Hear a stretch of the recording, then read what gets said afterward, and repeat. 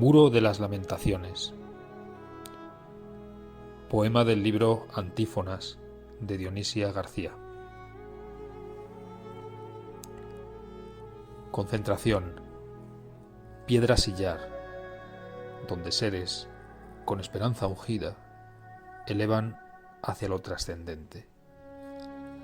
Erguidos o postrados, irradian soledad, y los clamores suenan a gemido y plegaria, bajo un deseo audaz de permanencia.